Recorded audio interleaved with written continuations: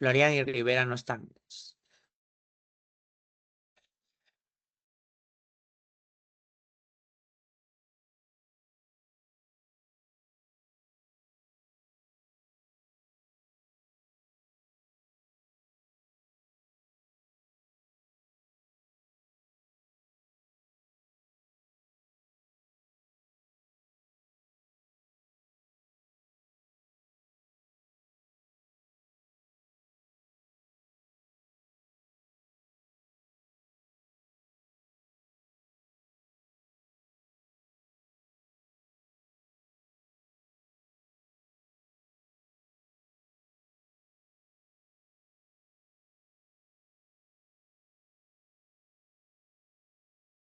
Muy bien. Listo. A ver, muchachos. Entonces, eh, vamos a comenzar lo que viene a ser la primera clase del curso Fisiopatología 2. Y primero que nada, obviamente, les quiero dar la bienvenida al curso. Eh, no sé si pueden levantar la mano los que llevan Fisiopato 1 y 2 en este momento. ¿Alguno está llevando los dos cursos a la vez? Muy bien. ¿Alguien más? Muy bien. Por ahí. Ya, tenemos tres. Listo. Entonces, tenemos tres personas que están llevando Fisiopato 1 y 2 a la vez, ¿no? Bien, entonces, a ver. Bueno, primero que nada me presento. Yo soy el doctor Álvaro Ostia Cardeña. Soy médico nefrólogo de profesión. Pregrado por la Universidad San Martín de Porres y posgrado por la Universidad Ricardo Palma. Maestría en epidemiología clínica por la Universidad Cayetano Heredia, peruana Cayetano Heredia. Y bueno, soy médico nefrólogo y laboro en el Hospital Nacional Guillermo Almenara Irigoyen, ¿no? También soy docente a tiempo completo de la Universidad Científica del Sur y bueno, en este caso yo soy el coordinador de Fisiopatología 1. El curso de Fisiopatología 2, normalmente la coordinadora es la doctora Petra Fernández, sin embargo ella se encuentra por temas de salud, de descanso médico, así que por este ciclo de verano también soy el coordinador de Fisiopatología 2, al menos hasta que la doctora Petra se recupere, se reincorpore y pueda elaborar otra vuelta, ¿sí? Así que por el momento soy yo el coordinador de ambas fisiopatologías hasta que la doctora Petra se reincorpore a hacer sus labores después de que esté mejor. Lo primero que tengo que decirles es obviamente primero la bienvenida al curso. Este es un curso muy interesante, les va a gustar ampliamente. Tiene muchas cosas que aprender y les va a llamar mucho la atención el aspecto de que les va a llamar mucho la curiosidad acerca acerca de las cosas que tienen que aprender, porque fisiopatología es un curso en el cual ustedes van a aprender la razón o el porqué de las cosas, ¿no? La razón o el porqué de las alteraciones. Entonces, en ese contexto, sería bueno, importante, entender que este curso es como su primera entrada hacia la parte clínica, ¿no? Ustedes realmente la evaluación del paciente, del examen físico, con la anamnesis, los síndromes, lo van a ver mucho mejor cuando ustedes lleven la parte de semiología, medicina interna, lleven las diferentes especialidades.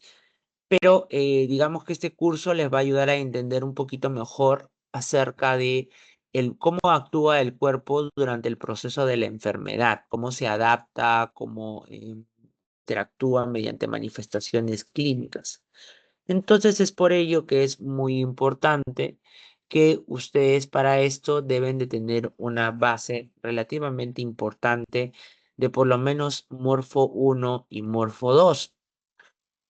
Puesto que ustedes hasta este capítulo van a ver cosas como, por ejemplo, trastornos de la bomba cardíaca, trastornos de la vasculatura, del aparato respiratorio, algunas cosas acerca de nefrología muy puntuales, como son, por ejemplo, electrolitos y ácido base. Y finalmente, algunas cosas acerca de trastornos de la piel y de nutrición. Entonces, por eso es que es bastante relevante que ustedes en este ciclo, por favor, se pongan a leer un poquito acerca de aquello que ya llevaron en los ciclos anteriores y que si hubiera algún déficit por ahí de algún conocimiento importante en estas clases de fisiología, sobre todo de fisio, pues tengamos que reforzarlo un poquito más para que podamos entender un poquito mejor qué es lo que sucede en el cuerpo durante el proceso de la enfermedad, ¿no? Dicho esto, entonces voy a pasar primero diciendo algunas generalidades acerca del curso, luego una clase muy introductoria, muy leve. Eh, Vamos a ver, hasta. Y para esto, vamos a ver dónde está. Ya está. No sé si se puede ver la diapositiva. Se puede ver una donde está el sílabus en primera plana. Sí, Sí, doctor. Sí, doctor. perfecto. Aquí importa. Muy bien. Entonces, ujú, sí, muchas gracias. No, acá tengo para tener. Gracias. Sí, no se preocupe. Listo. Entonces, esto de acá. Esto de acá es el curso, el sílabus del curso.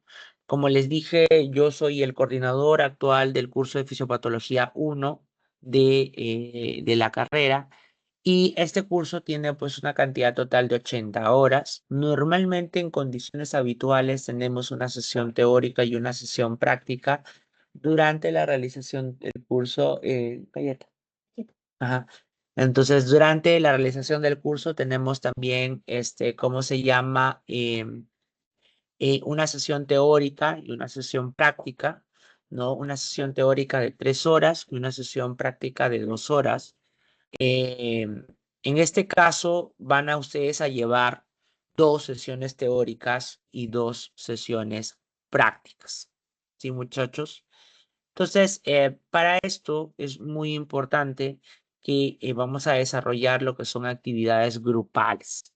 Y estas actividades grupales van a dividirse en grupos que yo les voy a dar la opción o que sea por afinidad o yo lo elijo, no hay ningún problema, siempre y cuando todos los integrantes estén presentes, ¿no? Todos los integrantes estén en los grupos. Entonces, realmente este ciclo de verano es un ciclo en el cual el curso es muy bonito, les va a gustar, pero sí va a haber, no les miento, una buena cantidad de trabajo. ¿Por qué? Porque al ser un ciclo muy acelerado, pues vamos a tener que hacer 2 veces a la semana teoría, lo que implica que hacemos 2 veces a la semana seminario, y hacemos 2 veces a la semana práctica, lo que quiere decir que vamos a desarrollar 4 casos clínicos por semana. ¿No? Entonces, y tienen que ser revisados todos. Entonces, el trabajo va a ser arduo, pero va a ser reconfortante.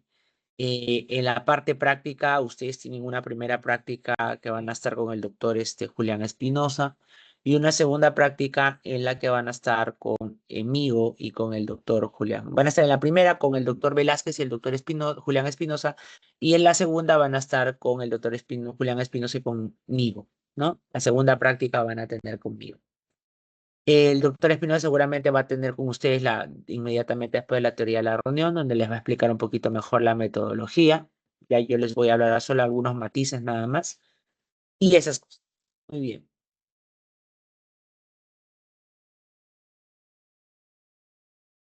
Entonces, eh, bueno, estos son los docentes del curso.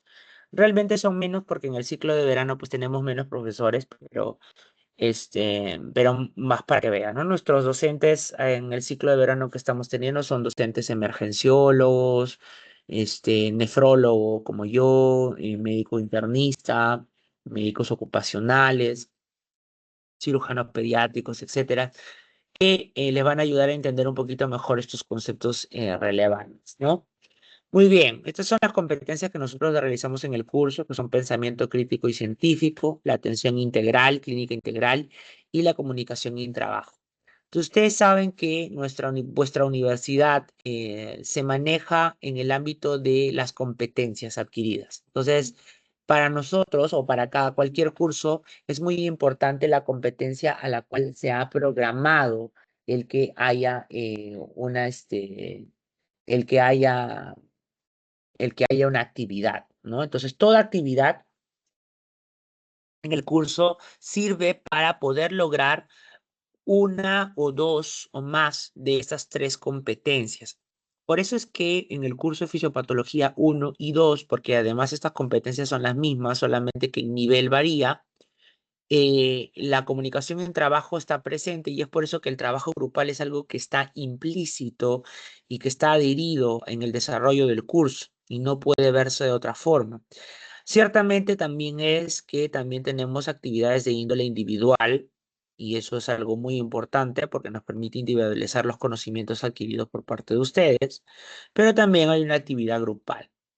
Y la actividad grupal implica no solamente agarrar un trabajo y no es en realidad agarrar y dividirse el tema y yo expongo A y B y tú el C, sino involucra que todos ustedes forman parte, han revisado y tienen el mismo conocimiento. La división solamente debe ser para la expresión de aquello que han llegado en consolidado como grupo, mas no para decir no era mi parte, no era lo que me tocaba a mí. Porque cuando ustedes automáticamente durante la evaluación grupal, su respuesta es, no me tocaba a mí, yo no lo revisé, yo no hice esa parte del portafolio, entonces automáticamente tengo que al grupo entero bajarle la nota, porque significa que su trabajo o su capacidad de trabajo grupal y en equipo está siendo muy baja. Y por lo tanto significa que esta competencia no la están logrando. Entonces, para mí es muy importante que entiendan esto porque después las quejas que puedan haber acerca de su nota tienen que ser en el entendido que ustedes entienden la competencia que se queremos lograr en los grupos. Esto de las competencias es en todos los grupos, en todos los cursos, solamente que de repente no todos en todos los cursos les hacen tanto hincapié de cuáles son, de repente hasta ni las conocían. Luego también tenemos las formas de evaluación, que son la forma de evaluación diagnóstica, ¿no? Que esa la vamos a hacer a partir de la segunda teoría, o sea, ya mañana. Y la evaluación continuas, que son la 1, la 2, la 3 y la 4, ¿no? Que son en diferentes semanas. Realmente estamos corriendo con las evaluaciones continuas porque el curso, pues, se resume bastante en esto que es el ciclo de verano. Entonces, pues involucra un marcado aceleramiento de las actividades, ¿no? Un marcado aceleramiento de las actividades. Muy bien. Entonces, vamos a tener una evaluación parcial y una evaluación final, ¿no? Una evaluación final. Muy bien. Bien, entonces yo siempre empiezo preguntándoles, ustedes saben que cuando nosotros empezamos un juego, no cualquiera, o una dinámica, tenemos que establecer las reglas y las normas, ¿no?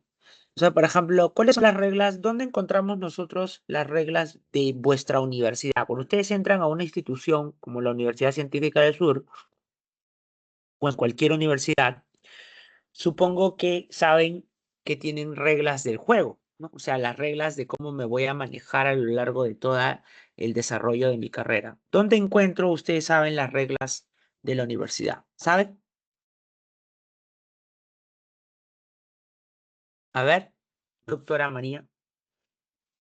Bueno, hay un reglamento en la universidad donde hay un índice y en el índice se especifica cada parte del reglamento donde hay condiciones académicas, condiciones económicas, o sea, los pagos y de conducta, está especificado todo ahí.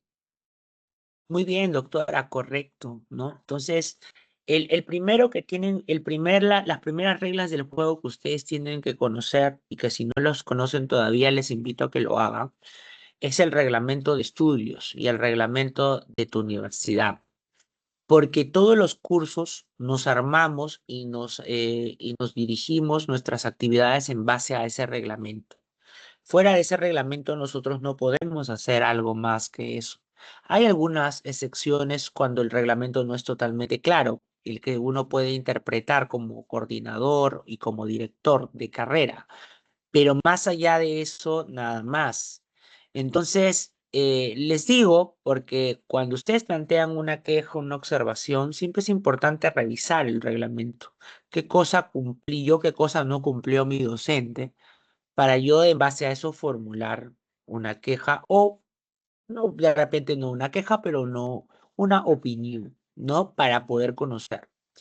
La segunda son las reglas del juego del curso. ¿Dónde podría encontrar yo las reglas del juego del curso? Cuando ustedes entran a un curso nuevo, ¿dónde yo encuentro las reglas? ¿Qué cosa es? ¿Cómo me van a tomar la nota? ¿Qué voy a hacer? ¿Qué temas? ¿Dónde está la bibliografía que yo tengo que buscar? A ver, doctora Fernanda. Eh, Podemos encontrarlo en dos, que sería el sílabus y obviamente, este, si mal no recuerdo que también está al costadito del sílabus, pero está en el Canvas, todo está en el Canvas. No recuerdo el Exacto, otro nombre. exacto, doctora, ¿no? En la ficha de evaluación. En la ficha de Oh, evaluación que está en el Canvas es donde nosotros te ponemos la rúbrica. En base a qué sale mi nota. Y además te describo la actividad, qué es lo que vamos a hacer. Muy bien. Y finalmente, una que no está publicada como tal, aunque está, se entiende que está parte del reglamento, pero que a mí me gusta poner la parte porque es importante a veces hacer un refresh a los estudiantes, ¿no? Acerca del inicio de clase, que son las reglas del salón de clase. Bueno, ahorita estamos en virtual, pero vamos a volver a la presencialidad, ¿no? Esperemos que ya no haya más hincapiés, aunque estamos en Perú, creo que ya casi nos acostumbramos a los paros 2 veces al mes, creo. Pero bueno, X, eso es algo un poco sui generis. En este caso tenemos las reglas del salón y estas son las que les estoy poniendo acá, que son las normas de clase y de convivencia. Para mí son muy importantes las normas de convivencia, pese a que soy relativamente joven porque tengo 36 años, no soy tan joven tampoco, pero me gusta mucho establecer las normas en las que vamos a vivir, porque si ustedes y yo tenemos claro las normas de clase, entonces vivimos en confraternidad y vivimos en paz. Podemos tener disquisiciones entre que yo leí esto, yo leí lo otro, puede ser, y eso me gusta mucho, ¿no? Podemos entrar en, yo doctor he leído esta vía, he leído que este soplo puede deberse a esto, esto, y entramos en una discusión académica bonita, pero lo que no debe perderse nunca son las normas de respeto. Y a pesar de que pueda parecer implícito, doctor, pero ay, ¿por qué nos dice eso? Nosotros ya somos mayores de edad, o sea, ¿qué fue? ¿No? Ya, pero a pesar de eso, les diré que siempre es importante repetirlo, porque muchas veces encuentro con que tengo que repetírselas para que no hayan desavenencias, ¿no? Entonces vamos a empezar por la primera, que es el respeto mutuo, el trato cordial, ¿no? Cuando nosotros entramos al salón de clase, primero debemos saludar, doctor Ostia, doctor Álvaro, como prefieran, me pueden decir cualquiera de los dos, no tengo ningún problema, ya. Eh, Buenos días, buenas tardes, doctor, ¿no?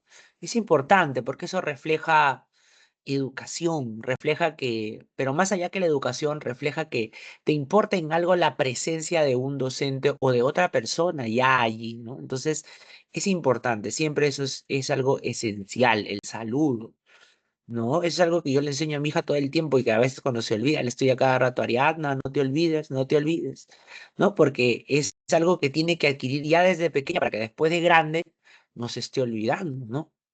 Respetuoso, empático con los estudiantes y con los docentes, ¿no? Entonces, yo les pido eso, ustedes van a ver que ustedes los voy a tratar, es más, ustedes han visto, ahora los llamo doctora Magría, doctora Fernanda, ¿no? ¿Por qué? Porque para mí es importante empoderarlos a ustedes en un rol que más adelante van a cumplir, ustedes más adelante van a ser mis colegas, de repente alguno quiere ser nefrólogo, se vuelve loco, quiere ser nefrólogo y entonces bueno, ya pues será también mi colega nefrólogo, ¿no? Entonces es importante eso, ¿no? ¿Por qué lo digo? Porque a veces existen alumnos que cuando el docente lo ven joven, ¿no? De repente más joven que yo, sobre todo a veces los docentes más jóvenes de práctica que van a ver, y a veces los conocen ya de tiempo, ¿no?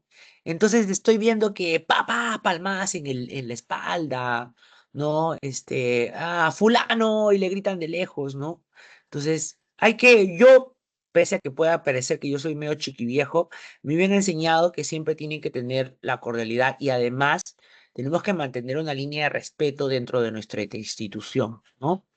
Si tú conoces a alguien ya de tiempo y ya pues en la calle si quieres lo saludas como quieras, ¿no? Pero dentro de tu institución tiene que haber un respeto, ¿no? Es como que yo en el hospital, o sea, en el hospital no hay ningún paciente se escucha que me diga, "Ah", que me grita de lejos, ¿no? Doctor Hostia, doctor Álvaro, ¿no? Entonces, ¿por qué? Porque estamos hablando de un respeto dentro de la institución. Cuando estamos afuera de la institución, bueno, ya, ok, puede haber ciertas licencias, pero si estamos adentro de la institución, no. Entonces, porque tenemos que guardar la línea de cordialidad de vida, ¿ya?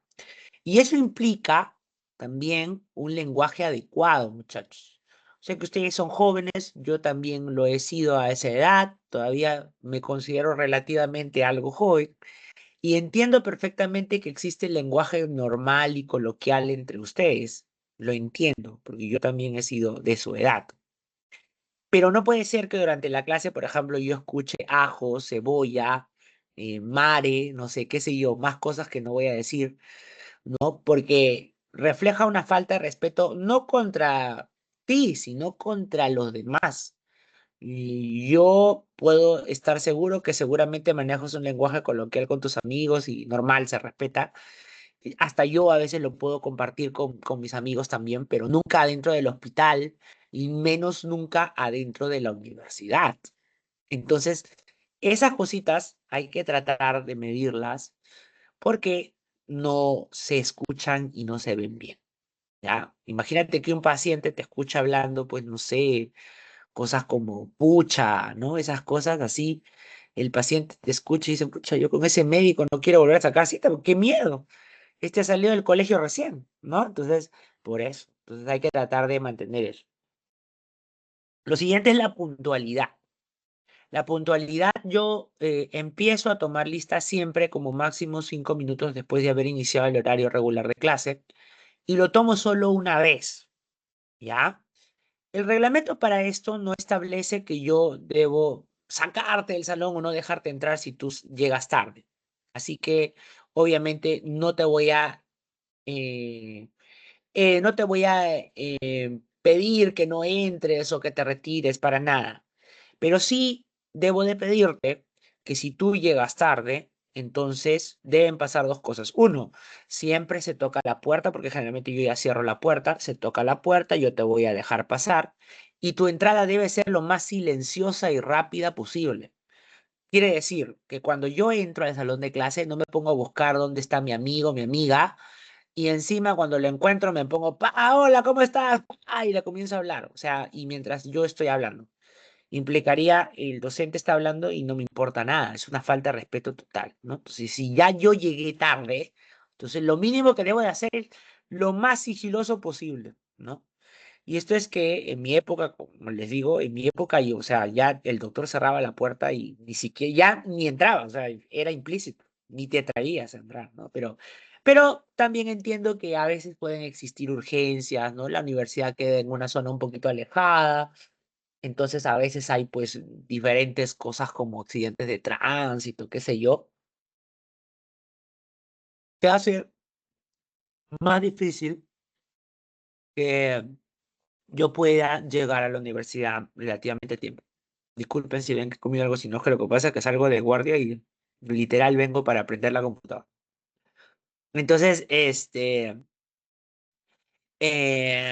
Entonces, claro, decía que tiene que haber una puntualidad de por medio, ¿ya? Es muy importante eso. Y lo segundo es que si yo llego tarde, entonces, repito, yo como alumno, vamos a suponerme yo en el caso del alumno, yo soy el responsable de acercarme en el tiempo en el que el docente acabó de tomar lista o al final de la clase, en el momento en que tú veas que sea más prudente, acercarme al doctor Osia o al docente de práctica y decirle, doctor, disculpe, he llegado tarde, me puede considerar la asistencia y yo te pondré la asistencia. ¿Ok? No es al revés. Yo no estoy obligado a acordarme de tu cara a ver si viniste o no viniste. porque yo ya cumplí con el reglamento. El reglamento establece que el docente entra al salón de clases, toma lista y ya está.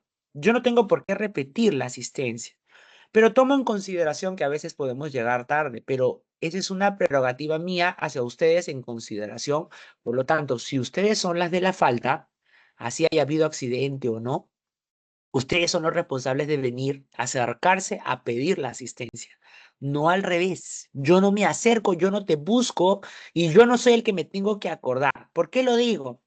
Porque me pasa que llegamos al momento de la evaluación continua y llego y encuentro correos. Doctor Ostia, yo he asistido a todas mis teorías y veo que usted me ha puesto falta en 3, ¿no?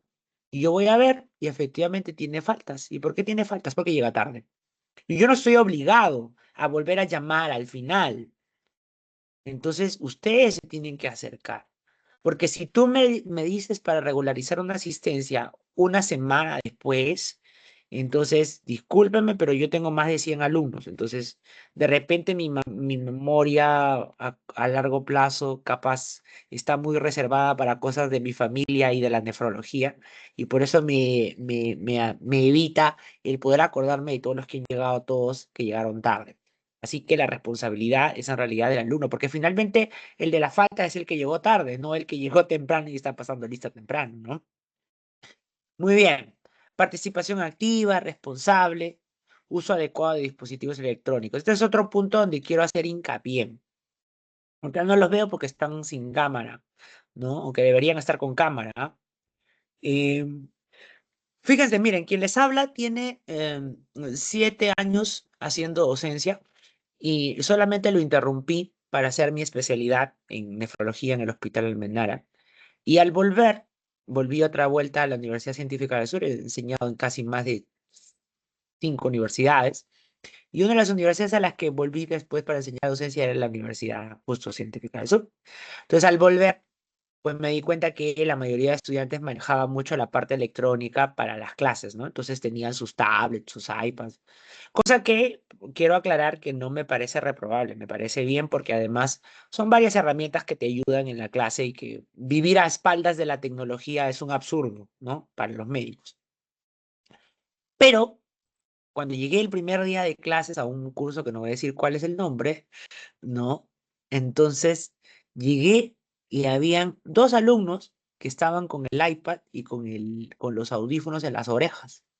Y ya iba a empezar mi clase. Yo digo, bueno, seguramente la apagarán cuando empiece mi clase. Y no, empezó la clase y seguían con el audífono. Qué raro, dije, de repente tendrán algún micrófono externo porque tendrán algún problema auditivo, alguna lesión coclear que no les permite escuchar. Entonces, bueno, a ver, voy a ver qué cosas están viendo. Estaban viendo videos de YouTube. Entonces, a ver, chicos, ¿qué opinarían ustedes si ustedes se ponen a exponer? Y mientras ustedes exponen, yo me pongo a ver, no sé, pues el día que justo cae, un día que juega Perú. Yo, mientras tú estás exponiendo, agarro, me pongo un audífono y me pongo a ver el partido. ¿Qué opinarían? Seguramente que de repente les ha pasado alguna vez con algún docente, espero que no, pero si les ha pasado, ¿cómo se han sentido? ¿Qué se siente? Vamos, díganlo en libertad, vamos a suponer, suponiendo que le ha pasado con algún docente. A ver, Fernanda. Yo creo que me sentiría ignorada y a la vez creo que sería una falta de respeto hacia mi trabajo, hacia mi persona. Y no me gustaría para nada, ¿no? Porque mi esfuerzo no se vería valorado, ni mucho menos eh, me sentiría bien, no me sentiría bien para nada. Exacto, María Fernanda, ¿no? O sea, es que es así, porque es más, ustedes de repente, inclusive más que nosotros, porque ustedes van a hacer sus reposiciones, de repente están 2, 3 días revisando artículos de artículos, y entonces yo estoy agarrado y me estoy poniendo a ver el partido, o de repente estoy postguardia y me estoy quedando fato, dormido, imagínate, ¿no? Entonces, imagínate, sería una falta de respeto hacia mi persona. Entonces, por eso es que eso mismo que menciona es lo mismo que siente un docente cuando ustedes están en el chat o están avanzando tareas de otro curso o del mismo curso, vaya, mientras yo estoy hablando. Entonces, por eso es una falta de respeto. Y no solamente es eso del video, sino también es por ejemplo, que yo me ponga a avanzar. Póngase que, no sé, pues, ustedes están exponiendo y yo agarro y me pongo, pues, a hacer, no sé, documentos o archivos del hospital mientras ustedes están haciendo. Es casi lo mismo, solo que estoy cambiando el partido por un trabajo diferente. Entonces, por eso. Entonces, ¿yo qué voy a hacer en esos casos, muchachos? No me gusta gritar, ni amedrentar, ni menospreciar a las personas, porque yo no creo en el dicho que dice la letra con sangre entra. Pero lo que voy a hacer es que debido a que tu actividad es tan importante que el doctor Hostia no puede ser escuchado, entonces lo que voy a hacer es voy a parar la clase hasta que tú amablemente me des la oportunidad de continuar con la clase. Eso es lo único que voy a hacer. Voy a parar la clase y voy a decir, bueno, vamos a esperar a que, no voy a decir nombre, voy a esperar hasta que terminen de hacerlo algo tan importante que no puede esperar otra cosa. Entonces, sí es. Entonces, por favor, chicos, espero no tener que hacerlo. Siempre lo tengo que hacer, desgraciadamente, pero espero no tener que hacerlo. Muy bien. Trabajo en equipo y colaborativo, que es que tienen que aprender a trabajar en equipo, chicos. Ustedes van a formar grupos de trabajo y esos grupos de trabajo es importante, no solo, repito, no para que se dividan la tarea, sino para que entre ustedes discutan un tema que han venido todos leyendo y compartan una idea y creen un producto acreditable final. Dependiendo del seminario, será sus diapositivas y su exposición. En el análisis de caso clínico será su papelote que harán o su esquema que harán en la pizarra o el portafolio, qué sé yo. ¿Ya? Doctor, pero yo no me llevo nada con esa persona, no, que esa persona que no me cae, que no es mi amiga, que yo no me hablo, que no me escribe. Miren, les pongo el mejor ejemplo otra vez yo, porque yo me gusta compartir mis experiencias. En una diálisis, que los nefrólogos hacemos diálisis, intervenimos 3 personales de salud: el nefrólogo, la enfermera de diálisis y el técnico de máquinas. Entonces, esos 3 tienen que estar durante toda la sesión de hemodiálisis. Doctor, ¿y qué pasa cuando una enfermera o de repente yo le caigo gordo a la enfermera? ¿No? Le caía pésimo de residente y no, que me cae mal y nos caemos mal. ¿Qué hacemos? No nos hablamos durante la sesión de diálisis. No, ¿verdad? Porque tenemos que trascender. Uno como médico tiene que trascender más allá de la parte personal y tienes que aprender a trabajar en equipo. Entonces, en la vida real, muchachos, en un hospital o en una institución donde tú trabajes, te caiga o no te caiga alguien que tiene que trabajar contigo, tú tienes que aprender a trabajar en equipo. Porque así se trabaja en un hospital. En un hospital todos somos equipos. La enfermera vale tanto como el médico, como el técnico de enfermería, etcétera. Y todos trabajamos en equipo. Entonces, no puede ser que, por ejemplo, yo evalúe el portafolio y alguien, un integrante del grupo, se atreva a decir, no, doctor, esa parte del portafolio la hizo fulano. Entonces, ahí, en el ítem de trabajo y colaborativo, jalados. ¿Por qué? Porque significa que lo único que han hecho es han agarrado, se han dividido el trabajo y dicho, ya, tú haces esto, y lo unimos todo y lo subimos. Eso no es trabajo en equipo. Entonces, por favor, a pensarlo bien. La ética académica, que ya hemos hablado, no plagio. Y el ambiente seguro, que es que ustedes mantengan, por favor, su universidad, sus salones de clase adecuadamente. Muy bien. Luego del sermón, vamos a pasar a decirles cómo vamos a ver en el curso. Miren, en el curso nosotros tenemos 4 sesiones a la semana. Tenemos la sesión de teoría, que son estas que están acá, y tenemos las sesiones de práctica, ¿ya? Las sesiones de teoría, las sesiones de teoría, como ven acá, son 1 y 2, y agregado a la sesión teórica de clase magistral que van a tener por mi parte, van a tener una última hora que se va a hacer la sesión de seminario, la cual consta pues básicamente en 60 minutos de duración, de los cuales 30 minutos va a ser para un grupo y 30 minutos para otro grupo. Y las sesiones prácticas que solo tienen 2 horas a la semana, 2 horas cada sesión, ¿sí? Esta primera sesión de teoría, tranquilos, no hay exposición, obviamente. Pero mañana que los vuelvo a ver, sí hay.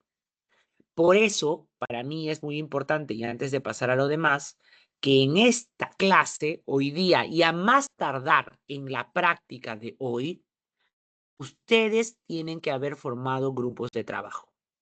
Como tenemos 28 alumnos, ya, como tenemos 28 alumnos, vamos a dividirnos, ya, los 28 nos vamos a dividir entre 4, de tal manera que vamos a tener 4 grupos de trabajo, ¿ok?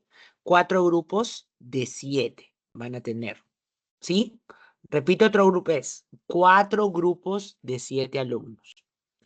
Entonces, esos cuatro grupos de 7 alumnos que van a trabajar en equipo, ya, van a trabajar, esos equipos van a permanecer en la práctica y en la teoría. Esos dos grupos de práctica y de teoría no son los que van a ser evaluados todo el tiempo en las evaluaciones grupales de seminario, portafolio y casos clínicos. Entonces, a ver, mi primera pregunta es, les doy a ustedes la libertad de que me digan. Levanten la mano, ¿cuántos prefieren que sean por afinidad? A ver. Y la otra opción sería que yo los elija. A ver, levanten la mano los que quieren que sea por afinidad. 1, 2, 3, 4.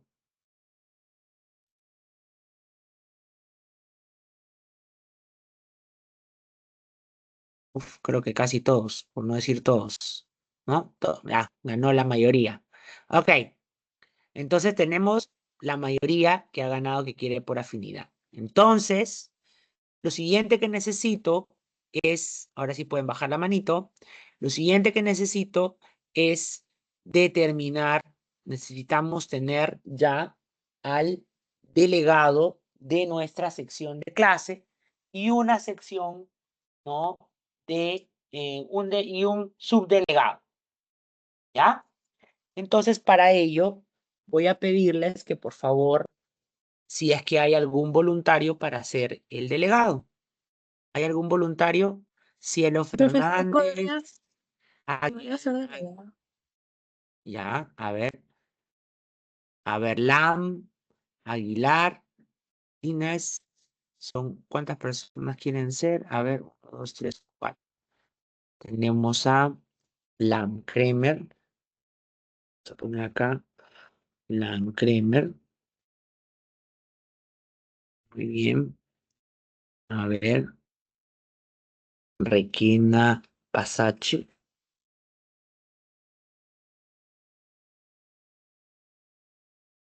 Requena Pasache.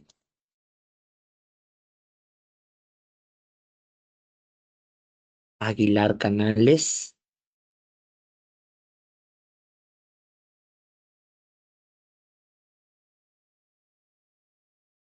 Martello. Muy bien. Entonces, para que seamos lo más justo posible, vamos a pedirle a nuestra amiga la inteligencia artificial que en base a estos 4 nombres nos dé al azar quién va a ser delegado o subdelegado. Ina Sache,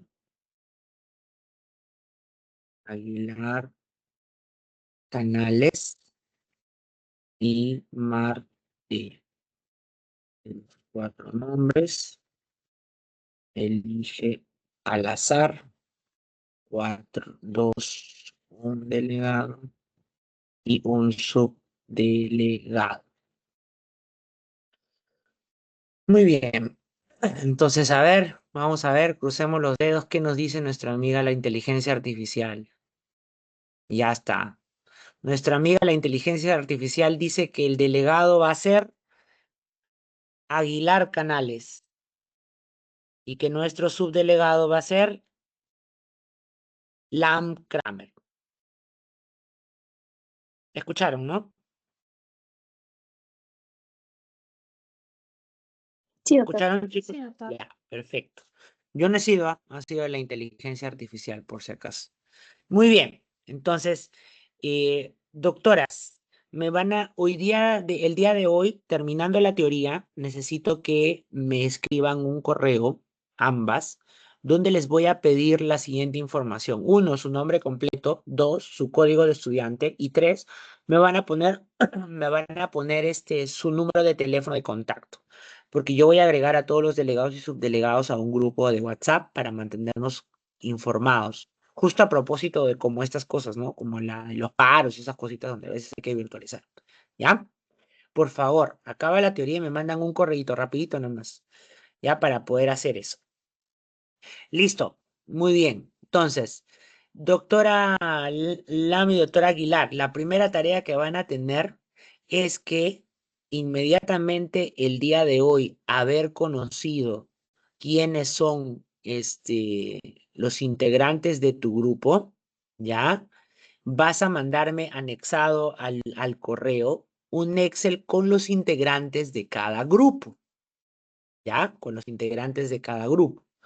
Recuerda que son 7 por grupo, entonces debemos tener 7, incluido unir a los que por ahí no han venido, para que así se puedan, todos estén con grupo. La idea es que nadie, por favor, me diga, no, yo no tengo grupo, ni nada de esas cosas.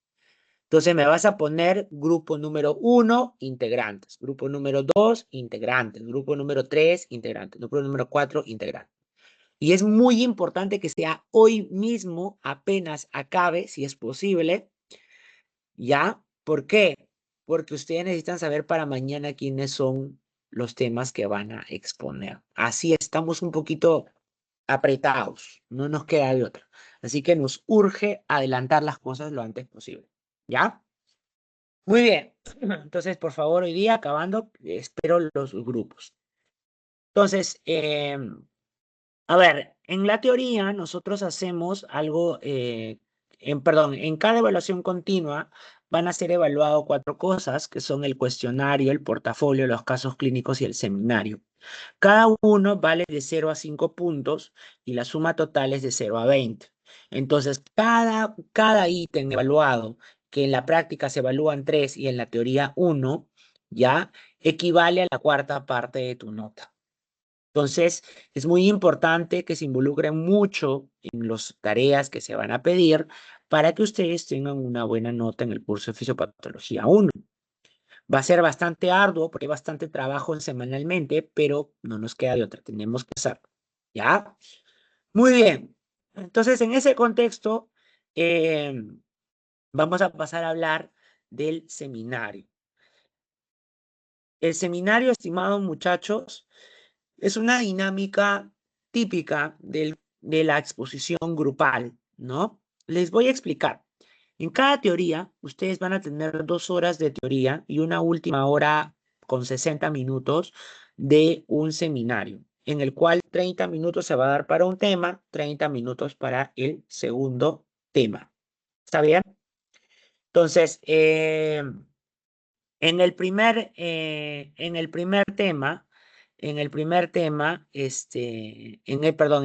cada tema van a tener 30 minutos para trabajarlo, pero solo 15 minutos son de exposición.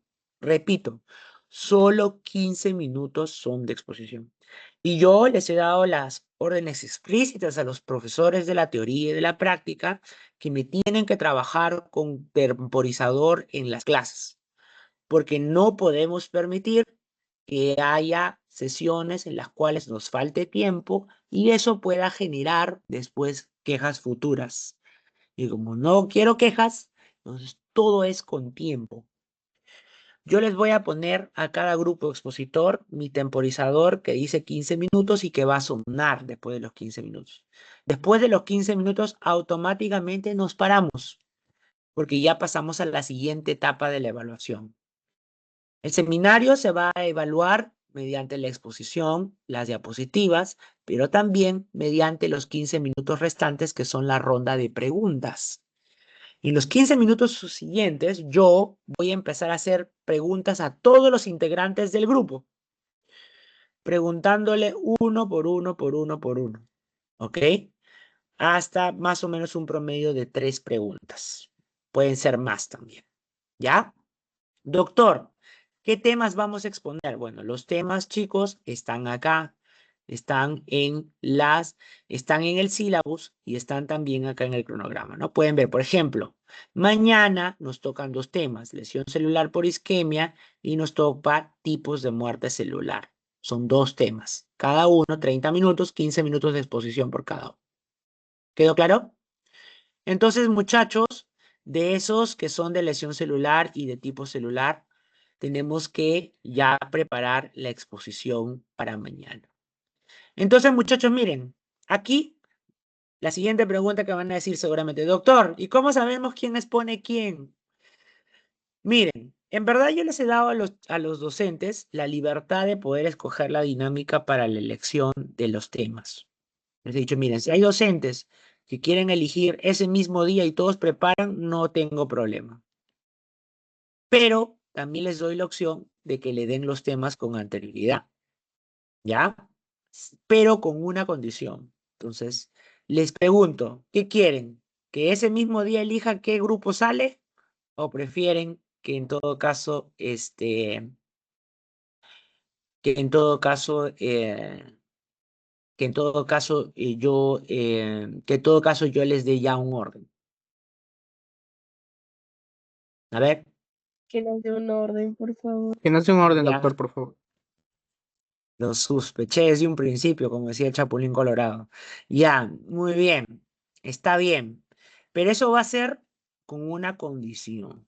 ¿Cuál es la condición? Si yo a ustedes les doy la facilidad de que se puedan organizar con tiempo, lo siguiente que yo quiero es que no me falten.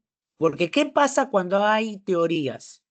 Que yo empiezo con 28 y acabo con 5 en el salón en la teoría. Y en verano asumo que va a ser más porque seguramente se van a ir a la playa. Entonces se van a levantar tarde. Entonces, como no quiero que pase eso, vamos a establecer la siguiente regla y anótalo, delegada. Cada vez que yo empiece la teoría, voy a tomar lista. Si yo tengo más de 3 faltas injustificadas, automáticamente abuelo esto del orden que ya he establecido y me dedico a llamar en ese mismo día a los grupos, al azar. ¿Queda claro? ¿Sí? Sí, doctor. Ya. Entonces, miren, trato hecho. Si yo llego a una teoría y tengo 5 faltas no justificadas, repito, no justificadas, entonces automáticamente a la siguiente seminario abuelo eso y hago que todos preparen y yo llamo al azar. Entonces, por favor, no me hagan quitarles el voto de confianza y la ayuda que uno les brinda solamente por actitudes que no son correctas. Por favor, no debemos faltar a la teoría. No es que a mí no me toque exponer, yo falto a la teoría. No debe de ser así. ¿No? Pues yo voy a la teoría a escuchar, no solamente a aprender, no solamente a que dicten la asistencia, ¿verdad? Muy bien, listo. Entonces, en base a eso, estimada delegada y subdelegada, les voy a pedir que apenas terminen las listas para finalizar la teoría, me escriban y en ese mismo correo yo les voy a mandar, aparte de mi teléfono, les voy a mandar ya el orden de cómo se van a distribuir para mañana, pasado mañana. ¿Ya? ¿O prefieren que ya les dé ahora ya, de una vez, ahorita? Les doy el número y ya ustedes ya ven en qué número se ponen. ¿Sí? O mejor yo elijo los números cuando ya me den los números de los grupos. Creo que Vamos- mejor elige los números cuando ya le demos los grupos para Ya, que sea perfecto. al azar. Ya, perfecto, doctora. Entonces así quedamos. Entonces necesito cuanto antes, cuando termine apenas la teoría, ya debemos estar teniéndolo ya los grupos, ¿ya? Muy bien. Lo siguiente que tenemos que ver es el seminario, como ya les dije. Ah, ya, y otra cosa muy importante, tanto en el seminario como en la práctica, alumno que falta, alumno que tiene que justificar su falta. Porque, ojo, y eso yo lo he leído en los grupos de Facebook. No, que elige bien tu grupo, nada más, es lo único que te puedo decir, ¿no? Entonces, ¿cómo se llama? Alumno que falta no es que yo tengo la nota de mi grupo. No, ese día tiene 0, 0 en el seminario. A no ser que su falta esté justificada. Y ustedes saben que una falta justificada es básicamente por un índole personal, algo muy importante como un fallecimiento de un familiar de primero o segundo grado, ¿no? Y que tiene que ir con alguna constancia, algo. Y además, ¿cómo se llama? Y el más importante, el de salud. Y cuando es de salud, tiene que ser con la evidencia de un descanso médico, ¿no? De ese día. Y esta evidencia tiene que ser mandado en un plazo no mayor a las 24 horas de la falta. ¿Qué quiere decir? Yo no le puedo mandar al doctor Ostia un descanso de una falta de hace una semana, porque no va a proceder. ¿Ya? Entonces, si yo falto un día, me he sentido muy mal, significa que he tenido que acudir a un médico y este médico me ha debido evaluar. ¿Y esto por qué lo hago, chicos? Ustedes cuando vayan a trabajar a un hospital, no es que yo me siento mal, hoy, jefe, no voy porque tengo diarrea, entonces no voy, ya no importa, mis 30 pacientes citados ya fueron. No, no es así, ¿ah? Ahí tengo que ir a la clínica o tengo que ir al hospital, que me den mi descanso médico y recién con el descanso médico procede la cancelación de mi turno. Si no cuenta como una falta administrativa, como una falta a mi turno, a una falta al turno laboral. Entonces, en la vida real, las cosas no funcionan simplemente diciendo, ay, me siento mal, no voy. ¿Ya? Por si acaso. Entonces, y tiene que ser enviado en un correo, y esto lo digo para todas las sesiones, al docente de la práctica o teoría a la que falté, al coordinador, mi persona, y a soluciones. ¿Por qué tiene que ser enviado los tres? Porque soluciones a veces se demoran en responder. Entonces yo, como docente y como coordinador, tengo que estar enterado ya antes que soluciones hasta que te responda y te dé que la venia, que sí procede, no, hay que hacer. Doctor, y cuando ya procede el descanso, ¿qué va a pasar? ¿Me pone la nota en mi grupo? Tampoco. ¿Qué voy a hacer? Voy a elaborar un examen de 5 preguntas solo para ti para la semana de teoría. Entonces voy a elaborar un examen con los temas que vimos en el seminario, ¿no? Solamente para ti, para que tú puedas obtener tu nota de recuperación. Porque aquí no hay regalo de notas. Acá no hay que, no, yo dicté con mi grupo, ¿me puedo conseguir la nota de mi grupo? No. ¿Ya? Entonces, ¿qué prefieren? ¿Que yo elabore un examen solo para ustedes o que mejor no falten por las puras? Mejor es no faltar, ¿no? Venir a hacer tu exposición.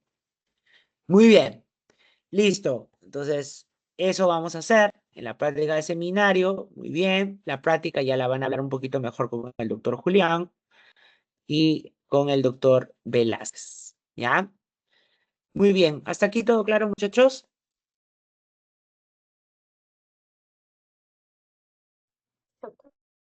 Ya, perfecto. Vamos a continuar entonces con lo que con respecto a la primera clase.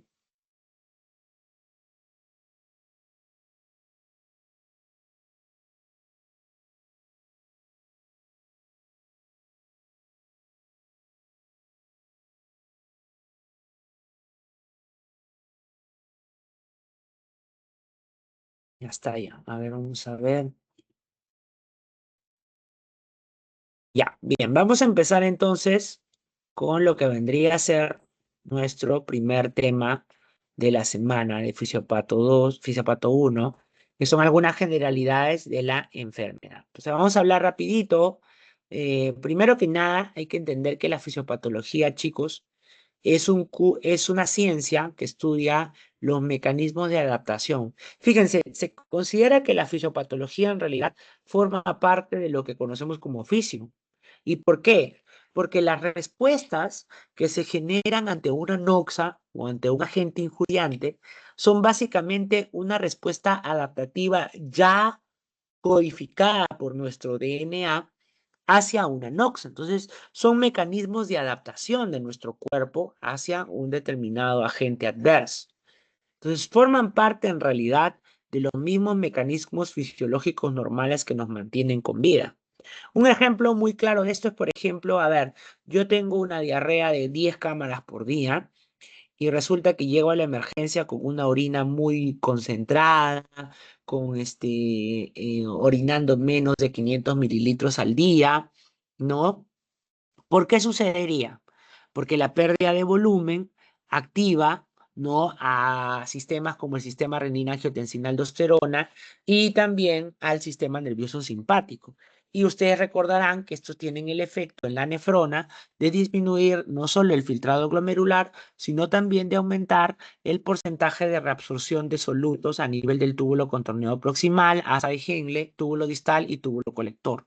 Entonces, al tener esa capacidad, la persona que está con hipovolemia, como un shock hipovolémico por diarrea, pues la respuesta más la respuesta más frecuente es la disminución de la diuresis, ¿no? Por eso es que hay una oliguria en los pacientes con una hipovolemia. Pero esto nace, y este de por qué tiene oliguria un paciente con hipovolemia, nace de la pregunta de por qué los síntomas, pero nace a partir de un concepto fisiológico normal, porque nosotros sabemos que eso es lo que normalmente hace el sistema nervioso simpático y el sistema renina-angiotensina-aldosterona.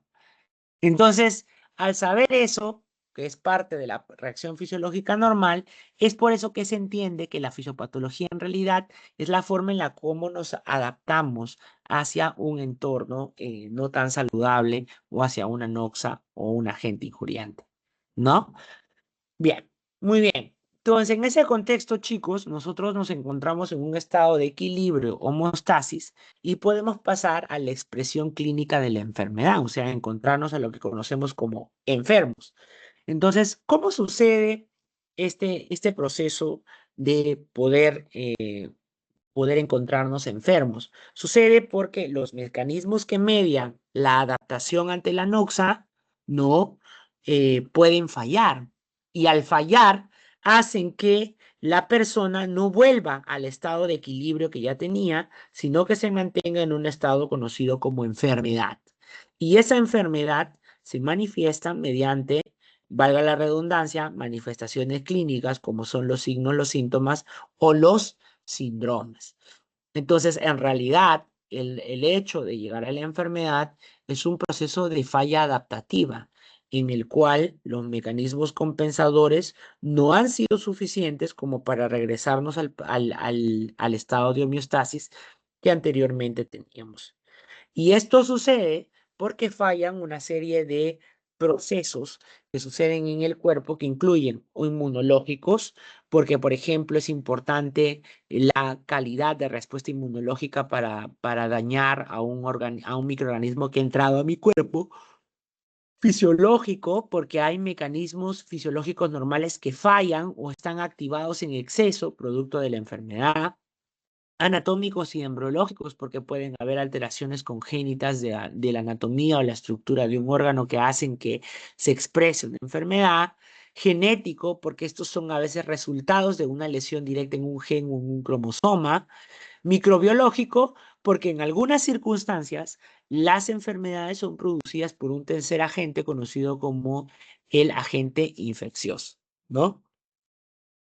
Entonces, el concepto generado como salud, en el cual uno tenía que la salud era la ausencia total de la enfermedad, es en realidad un utópico, ¿no? Porque nosotros no vivimos todo el tiempo en salud. Estamos rondando entre el estado de homeostasis a el estado de desequilibrio producto de una enfermedad. ¿Y por qué sucede eso? Porque actualmente a la salud no solo se le considera como lo físico, sino también como lo mental y lo social. Digamos, de repente yo no tengo ninguna enfermedad de fondo, pero resulta que tengo alguna depresión o trastorno de ansiedad generalizada que hace que no me pueda desenvolver bien. Entonces, por lo tanto, la salud ha dejado de ser solamente algo tan simple como decir el no estar enfermo, como a decir el bienestar físico, mental y social a la vez. Sin embargo, esto es una utopía porque rara vez todos nuestros ejes se encuentran totalmente estables, ¿no? Entonces, realmente la salud como tal no puede variarse y ha variado sus conceptos a lo largo de los años, siendo que el concepto de enfermedad inclusive no ha ido variando, donde pueden haber diferentes enfermedades causantes diferentes agentes causantes de una misma enfermedad. Muy bien, entonces repito otra vez, el proceso de salud y enfermedad es un proceso por el cual entramos, salimos, ¿no? ¿Por qué? Porque nuestros procesos adaptativos pueden fallar y al fallar la homeostasis se pierde y entonces ahí es donde entramos al proceso clínico de una enfermedad. ¿Y qué características tiene una enfermedad? Pues las características más importantes son las que siempre medimos en epidemiología, ¿no? Fíjense que cuando uno hace un trabajo de investigación del impacto de una enfermedad determinada, siempre evalúa dos parámetros, que son la mortalidad, es decir, cuántos mueren por la enfermedad al año o al mes o en un determinado periodo de tiempo, y la morbilidad, que es cuánto impacta la enfermedad no sobre la vida, sino sobre el estilo de vida de la persona, sobre la calidad de vida. Porque vaya, de repente hay enfermedades que no son mortales, pero sí son mórbiles. ¿Por qué? Porque, por ejemplo, pueden generar, que el paciente se quede en diálisis y por lo tanto eso altera su estilo de vida. Pueden generar, por ejemplo, que termine en amputación de un miembro inferior, generando eso la disminución de la calidad de vida. Y diferentes cosas, ¿no? Que pueden impactar significativamente en la vida de la persona y que es importante tenerlas en cuenta, porque ya ahora uno habla no solamente, va más allá de solo ver si la enfermedad mata o no a la persona, sino sobre todo si la enfermedad genera una lesión permanente que evita que esta persona pueda desarrollar adecuadamente sus funciones. Y en ese proceso conocido como enfermedad, de llegar desde la homeostasis a la enfermedad, existe todo un proceso de secuencia que se conoce como el proceso patogénico. Y este proceso patogénico, muchachos, es un proceso que sigue muchas veces en continuidad uno tras otro y que involucra una serie de factores que son los siguientes, que son la etiología, la patogenia, los cambios morfológicos, los trastornos funcionales y el significado clínico. ¿Qué implica eso, doctor? Por favor, en español, ya me perdí. Ya. Para este lado de acá, tú tienes a las personas que están en homeostasis y para este lado de acá tienes a la expresión clínica. Son una persona enferma, pero que ya se expresa clínicamente, viene con signos y síntomas. ¿Ok? Entonces, para que todo eso suceda, suceden una serie de eventos que a continuación voy a decir. Empecemos con la etiología.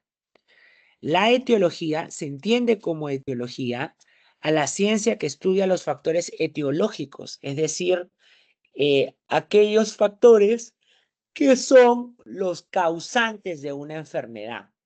Entonces, por ejemplo, a ver, levante la mano, ¿quién me puede decir una enfermedad y su agente etiológico? Cualquiera, vamos.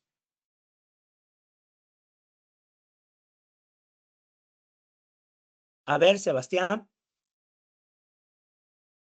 El dengue es una enfermedad y depende ¿cómo se llama? El anófeles. ¿Cómo? No entendí bien. El dengue es la enfermedad. ¿Qué más? ¿Cuál sería el agente etiológico? No, el mosquito, en este caso el anófeles. El mosquito. No, el mosquito es el vector. Es el vector, tiene razón. No me acuerdo el agente El virus del dengue, pues, hijo, ¿no? El virus del dengue. El virus del dengue es el agente etiológico de la enfermedad que se conoce como dengue. A ver, ¿alguien más tenía, a ver, Martínez? Doctor, ¿podría ser también como el influenza? Ya. ¿Y quién produce la influenza? El virus de la influenza. Ya, que es Tiene varias el H1N1, o hay varias, ¿no? Pero digamos que el HN es el más importante, ya. A ver, LAM, Sí, podría ser la enfermedad tuberculosis y el agente etiológico del Mycobacterium tuberculosis o también cólera con Vibrio cholerae. exactamente. Entonces, miren, son varias, ¿no? Son varias. Pero, ¿y si yo les pregunto y les digo, a ver, ¿cuál es el agente etiológico de la hipertensión arterial? ¿Ustedes qué me dirían? estilo de vida. Ya, ya, un poquito general, pero ¿qué, por ejemplo, qué tipo de estilo de vida sería el agente etiológico de la hipertensión arterial? Hay hábitos nocivos y estilos de vida, en este caso, ambos abarcados ahí mismo. Por ejemplo, podría ser los fumadores, gente que no hace Ujú. deporte. Ya, ok, el sedentarismo, el tabaquismo, ya, ok. Pero entonces, miren, cuando uno habla de agente etiológico, es un agente que cuando está presente la enfermedad y está presente el agente, se dice que siempre, siempre el agente ha sido el causante de la enfermedad. Por lo tanto, todo aquel que tenga el agente y que bajo ciertas circunstancias desarrollará la enfermedad. Por ejemplo, yo puedo decir que todas las tuberculosis son producidas por Mycobacterium tuberculosis, ¿sí o no? Sí, ¿verdad? Muy bien. ¿Puedo decir que todas las personas que tienen dengue es producida por el virus del dengue? Sí, ¿verdad? Correcto, muy bien. Ahora vamos a trasladarlo al ejemplo que nos dio el doctor. Yo puedo decir que todo paciente que fuma sufrirá de hipertensión arterial. No, No, No. ¿Puedo decir que toda persona que es sedentario sufrirá de hipertensión arterial? no, no, Tampoco. No. Pero de repente, entonces, quiere decir que hay enfermedades ya que son multifactoriales. Y esa multifactorialidad tiene que ver más que con un factor etiológico, tiene que ver con un factor de riesgo. ¿Qué significa un factor de riesgo? Un factor de riesgo es una característica o una variable que estando presente aumenta la probabilidad de tener la enfermedad en este caso. Entonces, por ejemplo, yo sé que Mycobacterium tuberculosis produce tuberculosis. Eso está clarísimo. Pero yo sé que el fumar tabaco va a producir siempre hipertensión arterial. No. Pero ¿qué sí puedo decir acerca del tabaco y la hipertensión arterial? que es un factor de riesgo para generar hipertensión arterial. Claro, o sea, yo no puedo decir que fumar produce hipertensión arterial, pero sí puedo asegurar que una persona que fuma tiene una probabilidad significativamente más alta que la persona que no fuma de tener hipertensión arterial. Porque no todos van a hacer hipertensión arterial, pero yo sé que comparado al que no fuma, tiene una probabilidad mayor. O sea, viene de estadística, ¿no? Por ejemplo, vamos a poner otro ejemplo. ¿Todas las personas que tienen obesidad sufren de diabetes o no? No, no, No. Pero puedo decir que todas las personas que sufren diabetes tienen una probabilidad más alta de tener diabetes, ¿cierto? Perdón, de obesidad tienen más alta de tener diabetes, ¿o no? Sí. sí. Sí. Claro, exactamente. Entonces, eso es un factor de riesgo. Ahora, doctor, ¿y de dónde lo saco el factor de riesgo? Porque se me ocurre. No, los factores de riesgo, chicos, son factores que han sido determinados por trabajos de investigación, donde se han hecho análisis de causalidad, se han evaluado variables como riesgo relativo, odds ratio, hazard ratio, etcétera. Entonces, los factores de riesgo no son lo que se me ocurre, son lo que se ha estudiado. Digamos que nacieron bajo la premisa de alguien que se le ocurrió que había alguna relación fisiopatológica de por medio. Pero para fines de ustedes como estudiantes, lo que yo les voy a pedir como factores de riesgo son lo que ustedes en la bibliografía van a buscar y que van a encontrar que está demostrado que es un factor de riesgo. ¿Ya? Por eso, y eso lo digo muy importante porque en el seminario, por ejemplo, les voy a decir, a ver, ¿me pueden decir cuáles son los factores de riesgo de infarto agudo al miocardio? Entonces tú no vas a decir los que tú crees, vas a decir los que tú has encontrado que son factores de riesgo. ¿Me entienden? ¿Cierto? ¿Sí? Hola, hola, por sí, ahí. doctor. Ya, entonces la diabetes y la hipertensión son enfermedades, por ejemplo, donde la etiología no está conocida, pero son multifactoriales, porque tienen muchos factores de riesgo que juntos llevan a la hipertensión arterial o la diabetes. Y idiopática, que es cuando no sé nada, ningún agente causal y no puedo pues realmente yo aseverar alguno que sea como totalmente responsable del mismo. Listo, vamos ahora a la patogenia. La patogenia son la secuencia de acontecimientos que llevan a la respuesta celular frente al agente etiológico o frente al factor de riesgo. O sea, cómo responde la célula ante ese agente injuriante que es o el factor etiológico o el factor de riesgo. ¿Qué significa esto? Son los mecanismos celulares, que la respuesta, que el receptor que se une a la vía tal, que cómo genera eso un daño. ¿Qué receptores activa, que activa la vía tal, que el receptor NK2 alfa, etcétera? No sé, pues toda esa parte muy molecular es la parte de la patogenia. Es la parte que menos le gusta a las personas, ¿no? Porque además, debo decir que la patogenia es la que más suele variar a lo largo del tiempo. Por ejemplo, yo te digo, a ver, ¿cómo la hiperglucemia genera daño renal? Bueno, activa el inflamasoma, aumenta la activación del receptor tipo TOL por el podocito y este aumenta la reacción inflamatoria y la vía del NK-alfa, etcétera, no sé. Ya, hoy se piensa eso, pero resulta que de acá a 2 meses aparece un artículo de investigación que demuestra que esa vía no era, que era la otra.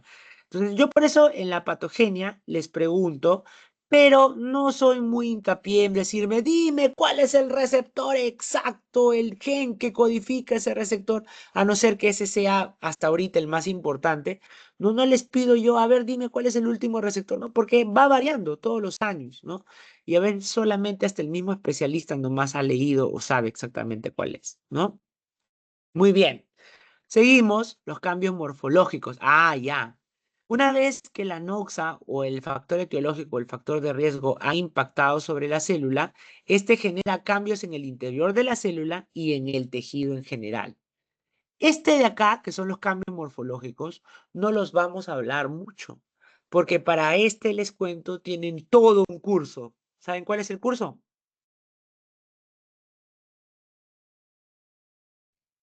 Patología. Anatomía patológica. Anatomía patológica, exactamente.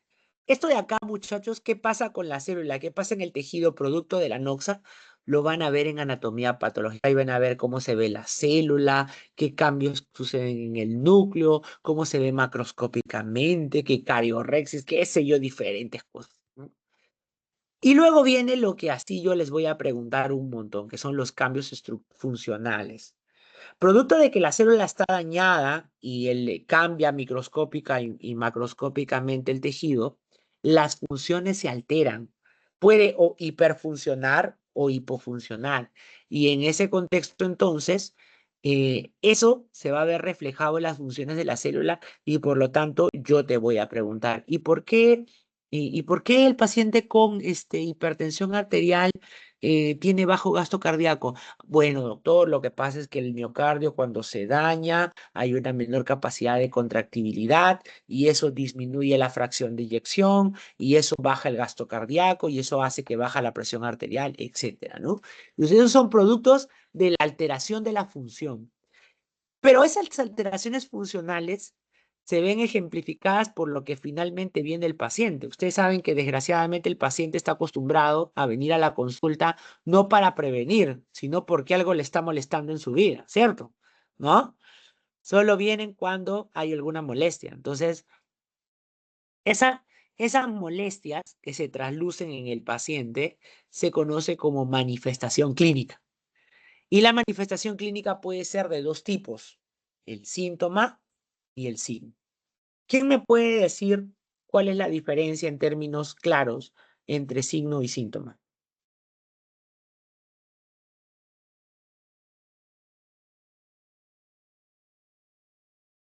A ver, Requena. El síntoma el paciente lo siente y el signo yo como médico lo veo. Exacto. Miren, el síntoma es subjetivo. Quiere decir, el paciente te lo dice, te lo expresa, pero de manera subjetiva. ¿Por qué subjetiva? Porque no es objetivable. Por ejemplo, a ver, doctor, tengo dolor de cabeza. ¿Tú puedes objetivar el dolor de cabeza? O sea, tú lo puedes medir.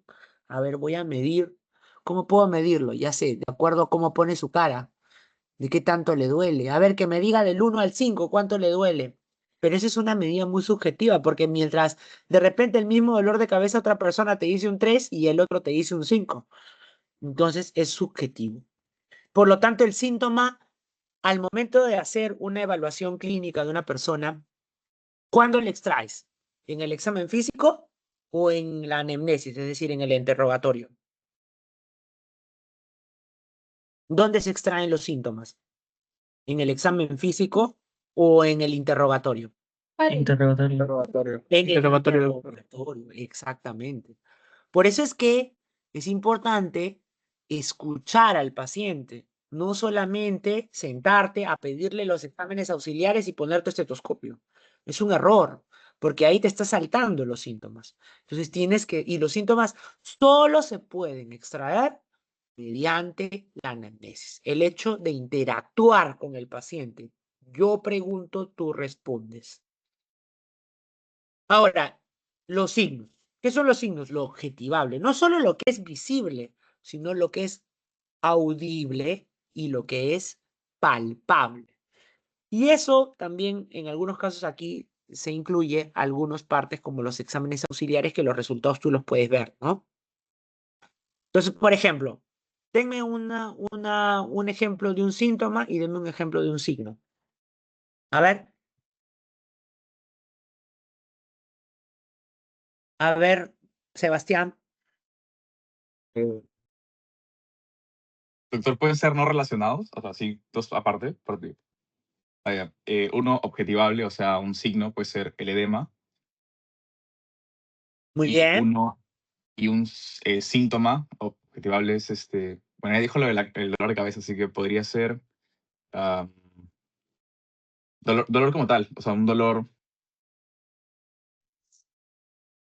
Ya, el dolor. El dolor en general es un síntoma, ¿no? Muy bien, ya. A ver, María.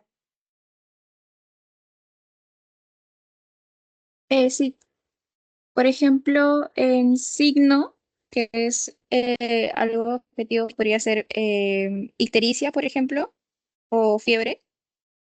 Y en Ujú. síntoma podría ser disnea o mareos, náuseas. Muy bien. Correcto. Porque tú no los puedes objetivar, ¿no? O sea, el paciente te puede decir, doctor, tengo náuseas. ¿Y cómo haces para objetivarlo? No puedes, porque es una sensación, una percepción del paciente, de su cerebro. Entonces tú no puedes entrar a su cerebro a ver las conexiones ahí mentales que está teniendo para asegurar que tiene o no tiene, ¿no? Muy bien, listo. Y finalmente quedan los síndromes, que eso no lo vamos a evaluar mucho acá porque los síndromes lo van a ver más cuando yo en semiología y son muy importantes, ¿no? Los síndromes son conjuntos de signos y síntomas que responden a un grupo determinado de enfermedades. Por ejemplo, síndrome nefrítico, que es hematuria, proteinuria, hipertensión arterial e insuficiencia renal. Ok. ¿Quiénes responden a eso? Específicamente las glomerulonefritis. Ahí tenemos lupus, vasculitis, nefropatía IgA, glomerulonefritis postinfecciosa, etc. Entonces, son circunscritos a un número determinado de patologías, ¿no? Solo a un número determinado de patologías. Son síndromes, grupos de signos y síntomas que están enfocados a un grupo determinado de patologías. Síndrome nefrótico, insuficiencia cardíaca, insuficiencia renal. Todos ellos son síndromes, ¿ya? Muy bien. ¿Entendido, no? Listo. Pero como siempre, a mí me gusta trabajar con ejemplos. ¿Están viendo la diapositiva? ¿Se ve? Sí se ve, ¿no? Ya.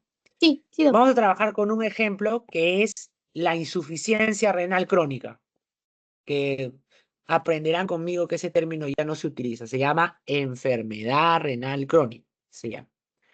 Entonces, la insuficiencia renal crónica o enfermedad renal crónica, mejor la llamamos así, ¿tiene una etiología o no tiene una etiología? ¿Qué significa una etiología? Un agente causal. O sea, yo sé que ese factor sí o sí o ha producido la enfermedad o si hablo de factores de riesgo, aumenta la probabilidad. ¿Ustedes qué dicen? ¿La insuficiencia renal crónica tiene causas etiológicas o tiene solo factores de riesgo?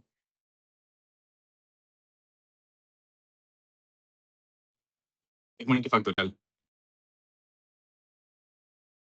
Ya, dice multifactorial, ok. ¿Alguien más tiene otra opinión o tiene alguna otra? Ya, la insuficiencia renal crónica, chicos, sí es cierto, puede ser multifactorial, pero la mayoría de las veces tiene un factor etiológico. ¿Qué? ¿Quién, doctor? ¿Quién será? La Las diabetes. enfermedades. Exacto, doctor. Muy bien. De lejos. Ustedes saben que el 90% de los pacientes que están en nuestras sesiones de diálisis son diabéticos. Porque la insuficiencia renal es un síndrome consecuencia del daño permanente de la hiperglicemia al riñón. Entonces, la primer factor etiológico, la diabetes. ¿Cuál será el segundo agente más frecuente etiológico de la insuficiencia renal crónica? La segunda causa de por qué están llenas nuestras diálisis, la hipertensión arterial. Y Hipertensión. después vienen ya enfermedades más raras. Entonces, mi agente etiológico son esas dos enfermedades. Yo sé que esas enfermedades producen insuficiencia renal. Seguimos. Patogenia. En el caso de la insuficiencia renal crónica por diabetes, ¿cuál será el agente injuriante?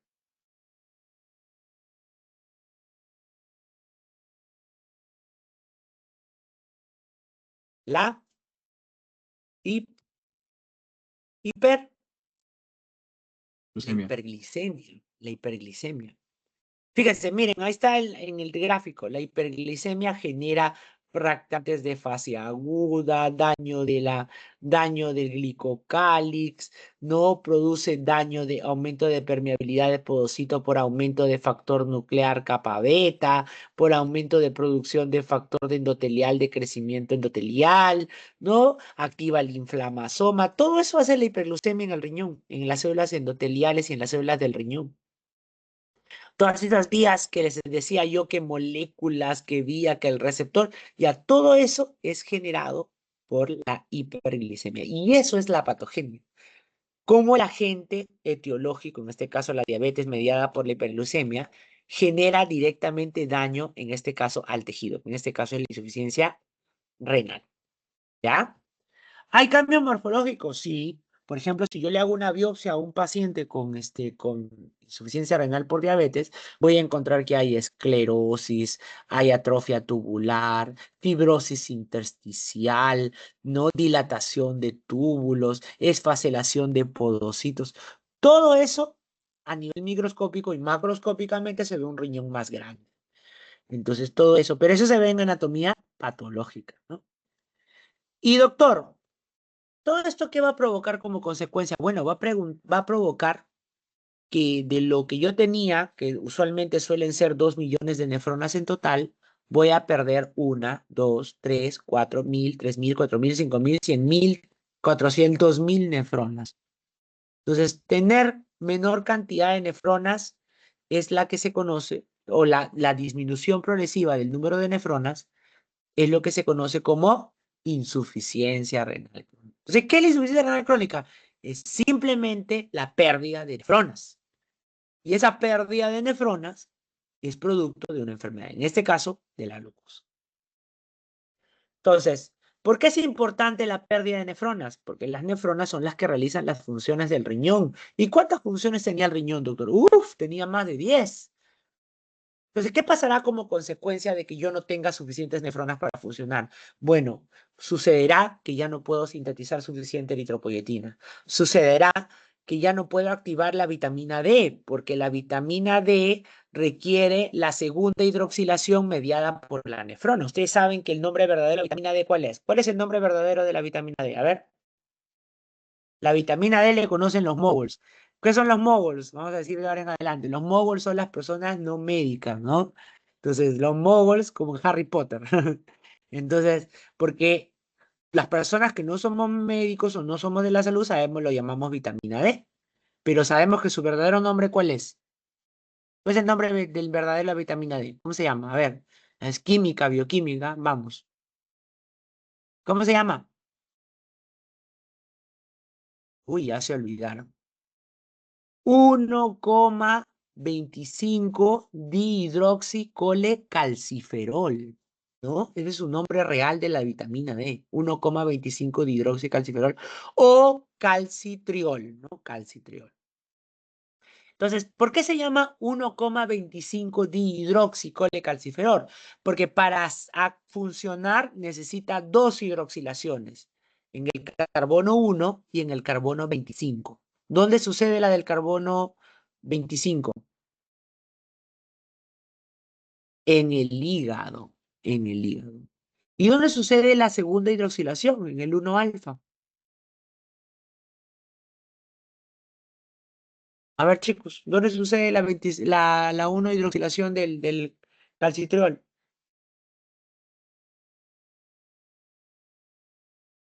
¿En el riñón? En el riñón, pues. Entonces, conclusión, ¿qué pasará si yo tengo menor cantidad de nefronas? ¿Qué voy a activar menos? Vitamina D. Entonces, hay deficiencia de vitamina D, hipocalcemia, hiperfosfatemia, hipercalemia, acidosis metabólica, hipertensión arterial, retención de agua. Todo ello sucede por la pérdida de nefrones. Y eso va a llevar a signos y síntomas, ¿cierto? Entonces, eso es lo que se conoce como significado clínico. Arritmias, edemas, respiración de Kussmaul, que es la respiración del acidótico, palidez por la anemia, facies terrosas por la uremia, ¿no? Todo eso producto de los trastornos funcionales. ¿Ok? Muy bien. Entonces, todo eso se produce a partir de la enfermedad. Ahora, chicos, ¿ustedes saben cuánto tiempo pasa desde que la hiperglicemia está presente hasta que empieza a dar significado clínico, es decir, signos y síntomas? Y por lo tanto, el paciente acude a la consulta. ¿Saben cuánto pasa? ¿Cuánto debe de pasar en la insuficiencia renal crónica por diabetes?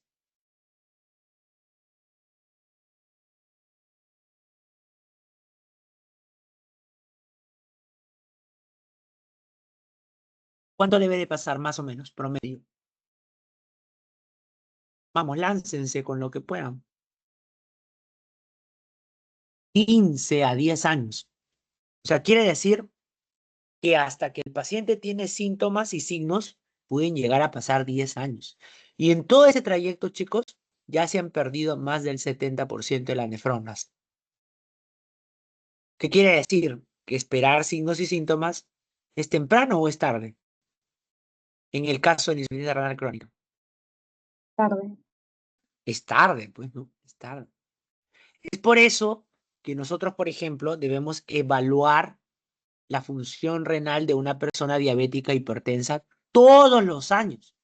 Porque hasta que venga con náusea, vómitos, edemas, arritmia, hipercalemia, anemia, urémico, todo eso, van a pasar 10 a 15 años y va a ser tarde, porque encima la nefrona es una célula que no tiene la capacidad de regenerarse. Entonces, nefrona que se pierde, nefrona que muere para siempre, ¿no? Entonces ahora pregúntense, ¿cuántos tienen de acá algún familiar hipertenso diabético? Por lo menos tienen a un familiar. De repente su papá, su mamá, su abuelo, abuelito.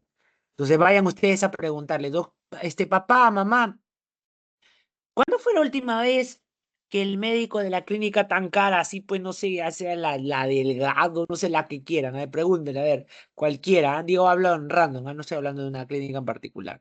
A ver, pregúntenle, ¿cuándo fue la última vez que tu endocrinólogo o tu médico internista o tu médico de la posta te pidió una creatinina y examen de orina para evaluar tu función renal? No, hijo, nunca me ha pedido. ¿Cuántos años tiene diabetes? Ya voy como 7 años. ¿Quién está fallando ahí? El médico, ¿cierto? Porque no sabe eso. Dígame, ¿sí? Doctora, ¿tenía No, una disculpe, intervención? lo presioné por equivocación. Ay, ya, tranqui, tranqui. Entonces, pregunten, ustedes preguntan, sean acuciosos. Y eso les va a pasar en la mejor clínica o en la mejor hospital top del mundo.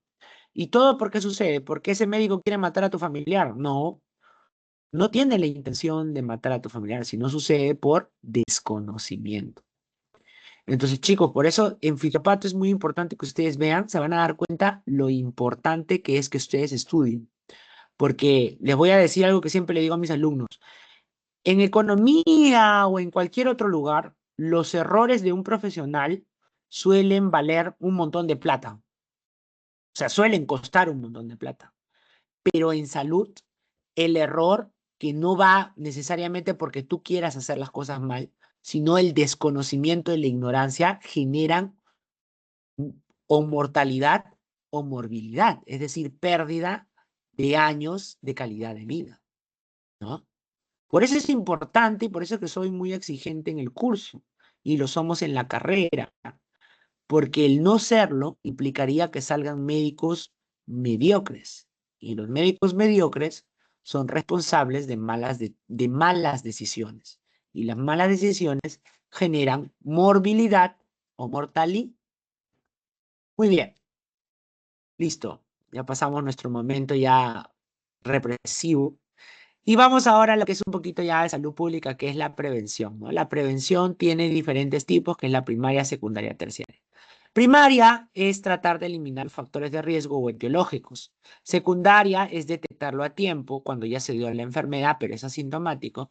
Y terciaria es evitar las complicaciones. Otra vez, lo mejor es un ejemplo. En la insuficiencia renal crónica, ¿cuál sería la prevención primaria? Ojo, hablo de la insuficiencia renal crónica por diabetes. ¿Cuál sería la prevención primaria?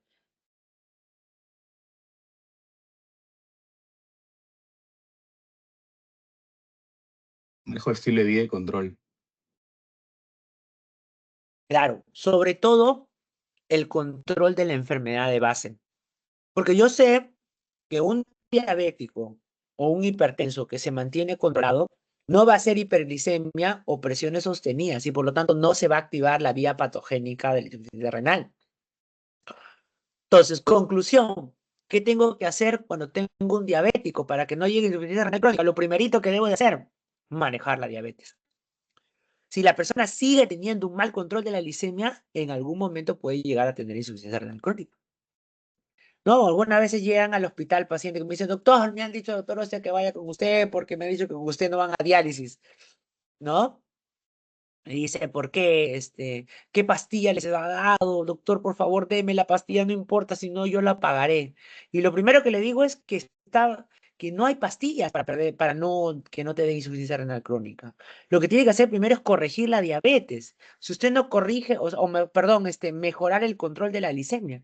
Si usted sigue llegando con glucosas en 400, en 500, en 300, ¿no? Sigue comiendo lo que no tiene que comer, no se olvida de tomar la metformina, no se pone la insulina porque tiene miedo, no se puede la ceguera, no sé qué tantas cosas a veces los pacientes se inventan en la cabeza, ¿no? Entonces, usted va a llegar a insuficiencia renal crónica a donde se vaya, así se vaya a buscar al nefrólogo de Estados Unidos, se vaya a buscar, no sé, pues a la India, no sé, donde quieras, vas a regar sí o sí insuficiencia renal. Entonces, la prevención primaria, ¿cuál es? Control seguido de la hipertensión arterial y la diabetes. Ok, ya tengo. Me gustaría no encontrarme, que el doctor no me encuentre cuando ya estoy para diálisis. Quiero que me encuentre antes porque la temporalidad es de 0 a 15 años. Entonces, ¿cuánto en ese tiempo yo puedo haber desarrollado insuficiencia renal crónica? ¿Cómo hago para diagnosticarlo a tiempo? Prevención secundaria, que sería pedirle los marcadores de función renal, creatinina y un examen de orina. Por lo menos una vez al año. Por eso, chicos, vayan a su casa, pregunten. Papá, mamá, ¿cuándo fue tu última creatinina? Tú que eres hipertenso. Uy, hace como, ¿qué es eso? Te van a decir, ¿qué es eso? ¿Qué es creatinina? Te va a decir, ¿no? A ver, muéstrame tus exámenes. ¿Qué exámenes, hijo? Nada, no se han hecho exámenes hace años.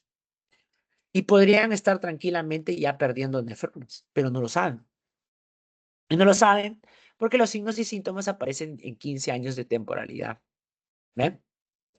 Muy bien. Listo. Y la terciaria es evitar las complicaciones, manejo de anemia, retrasar el requerimiento de diálisis, etc.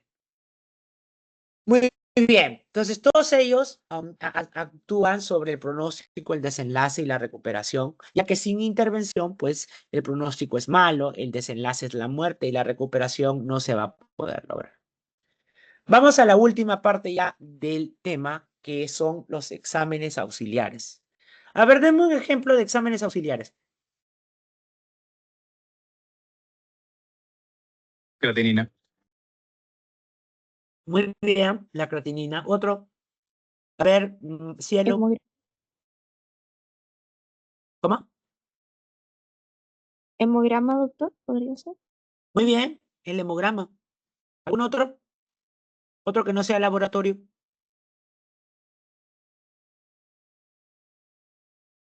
Imágenes, por ejemplo, ¿no? A ver, un examen de imágenes. Radiografía. Ya, radiografía. La radiografía es un examen auxiliar, por ejemplo, ¿no? También. La ecografía, la tomografía, la resonancia, la protometría de 24 horas. Todos ellos son exámenes auxiliares. En el Perú se llaman exámenes auxiliares, en otros países le dicen, alguna vez cuando viajé a Argentina o en Uruguay le decían la paraclínica, ¿no? En Estados Unidos le dicen analytics, ¿no? Analytics o analítica. Tiene diferentes nombres. Pero básicamente, ¿qué entiendes tú por exámenes auxiliares? ¿Qué entiendes tú por exámenes auxiliares?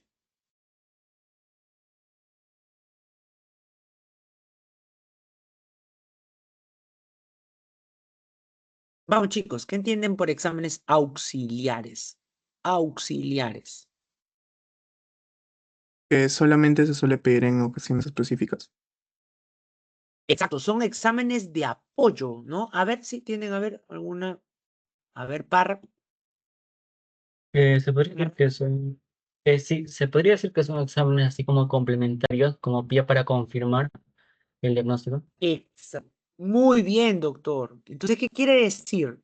Que antes de pedir un, a ver, sí, cielo, Ah, que se le conoce también, aparte de exámenes auxiliares, exámenes confirmatorios, y eso se ve también en laboratorio, porque ayuda al doctor, o sea, al especialista, a confirmar el posible caso que ya tenía en mente, ¿no? Como para decir ya, ok, sí estaba seguro de lo que pensaba que tiene tal paciente, ¿no? Que podría ser como ejemplo que seguíamos que enfermedad renal crónica, ¿no? exactamente, ¿no? Entonces, por lo tanto, ¿cuándo se deben revisar o cuándo se deben de pedir? Cuando el paciente entra a la consulta. O sea, yo, por ejemplo, vamos a suponer, papá, estoy en mi consultorio, me toca, pase, por favor, siéntese, deme esos exámenes que ha hecho, por favor. Entonces estoy así. Ah, no, va a ver al doctor, quiero, no, espérate. Reviso, me pongo en mi computadora. Bueno, señora, usted tiene esto, lo otro. ¿Cuándo deben ser evaluados los exámenes auxiliares? Cuando hay Después, ¿no? ¿De qué? ¿Cómo? de la Ajá, historia doctor, clínica. otra. Exacto, después de la historia clínica. O sea, tienen que ser después de la anamnesis y del examen físico. Miren, eso es algo que yo lo tengo siempre como, como prioridad al momento de elaborar una evaluación, ¿no? Una evaluación, siempre. Tenemos que tratar de hacerlo después, porque nos ayudan para confirmar, ¿no? Nos ayudan para confirmar una sospecha diagnóstica, ¿no? Una sospecha diagnóstica o una sospecha clínica. Entonces es muy importante evaluarlo después.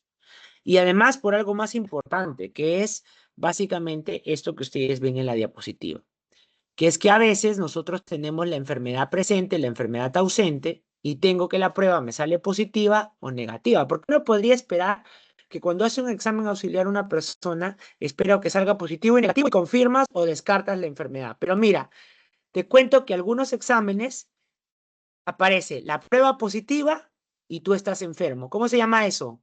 Verdadero positivo. Puede ser que la prueba salga positiva, pero tú no estés enfermo. Falso positivo. Que la prueba salga negativa, pero tú estás no estás enfermo, falso, pero sí estás enfermo, falso, negativo. Que la prueba salga negativa y que tú tengas la enfermedad verdadera y que no tengas la enfermedad verdadero negativo, ¿no? Entonces, ¿qué exámenes tienen estas posibilidades? ¿Saben? ¿Cuáles son los exámenes que tienen estas 4 posibilidades?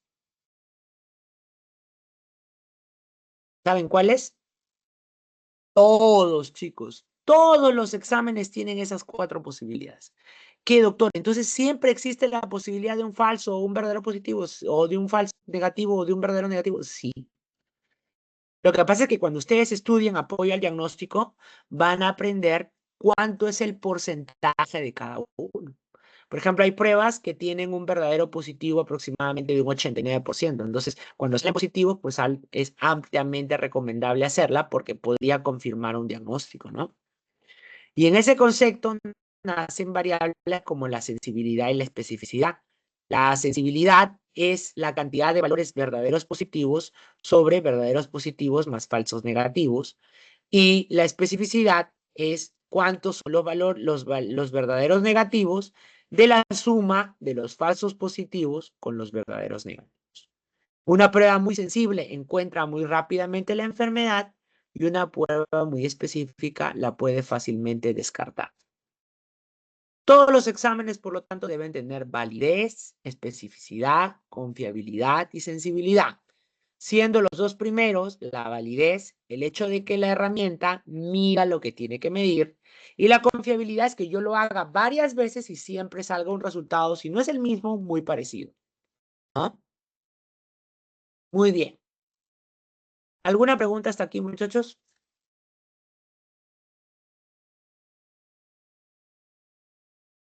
¿Alguna pregunta? Todo claro. Listo. ¿Alguien que haya llegado tarde, que no haya estado al momento de la llamada de asistencia, muchachos? Yo, profe, A ver, apellido. Rivera Alfa Geme María José. ¿Adriana qué? No, Rivera Alfa Geme María José. Ya, Gracias, profe. listo. Florian. Doctor, yo también. Sí, presente. Brisaida, ¿no? Sí. Brisaida. Me suena a un nombre. Briseida. Muy bien. Gracias. ¿Sabes quién era Briseida, doctora? No. Pregunta, doctora. Mira, los papás siempre les ponemos a los hijos los nombres de algo importante. Pregunta. Y lo vas a encontrar en una obra literaria. Muy bien. Listo. Sí, de verdad. Los papás siempre ponen, por ejemplo, llamo a mi hija, se llama Ariadna, porque así se llama una princesa de un cuento griego, ¿no? De Teseo y el Minotauro. Muy bien. Listo. A ver.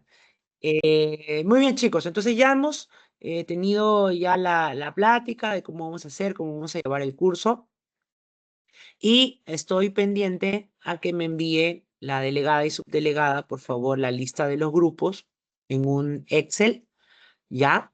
Para poder darles hoy día mismo la distribución de la primera evaluación continua en seminarios. ¿Sí? ¿Tienen alguna pregunta? ¿Algo que no haya quedado claro?